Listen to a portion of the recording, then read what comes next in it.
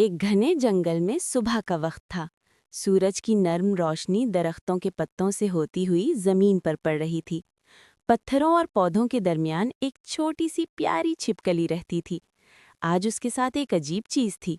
उसकी पीठ पर एक छोटा सा कैमरा लगा हुआ था जो हर चीज रिकॉर्ड कर रहा था। छिपकली आहिस्ता आहिस्ता जमीन पर चल रही थी। अचानक उसे मिट्टी में एक छोटा सा सुराख नजर आया। वो रुकी, इधर उधर देखा और फिर तजस्सुस में उस सुराख के अंदर दाखिल हो गई। कैमरा भी उसके साथ साथ सब कुछ रिकॉर्ड कर रहा था। सुराख के अंदर एक लंबी सुरंग थी। सुरंग की दीवारें मिट्टी और छोटे पत्थरों से बनी हुई थीं। शुरू में अंधेरा था, मगर थोड़ा आगे जाकर सुरंग बड़ी हो गई। छिपकली आहिस्ता आहिस्ता आगे बढ़ती रही। कुछ देर बाद वो एक बड़े जेरे जमीन कमरे में पहुंच गई। ये आम कमरा नहीं था, बल्कि छिपकलियों का खुफिया घर था। वहां बहुत सी छिपकलियां रहती थीं।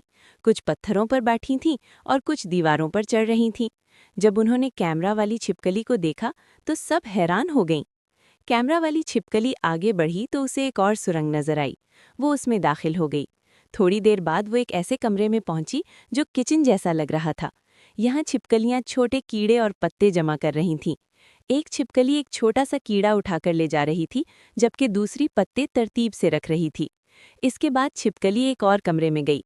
ये बच्चे वाली छिपकलियों का कमरा था। वहाँ छोटे छोटे अंडे पड़े थे और कुछ अंडों से नन्ही नन्ही छिपकलियां निकल रही थीं। बच्चे खेल रहे थे और कैमरा को हैरत से देख रहे थे। छिपकली आगे बढ़ी तो उसने देखा कि सुरंगें हर तरफ जा रही हैं। ये एक पूरा जेरे जमीन शहर था जहाँ छिपकलियां रहती थीं। हर सुरंग किसी नए कमरे की तरफ जा रही थी। आखिरकार वो एक बड़े हॉल में पहुंच गई। वहां एक बड़ी और समझदार छिपकली पत्थर पर बैठी थी। वो सबकी लीडर थी। उसके इर्द गिर्द बहुत सी छिपकलियां बैठी थीं। लीडर छिपकली ने मुस्कुराकर कैमरा वाली छिपकली को देखा, जैसे कह रही हो, हमारी खुफिया दुनिया में खुशामदीद। कुछ देर बाद कैमरा वाली छिपकली वापस सुरंग से होती हुई बाहर आ गई। अब सूरज आसमान पर ऊपर आ चुका था। जंगल रोशन था। कैमरे ने छिपकलियों की पूरी खुफिया दुनिया रिकॉर्ड कर ली थी। अब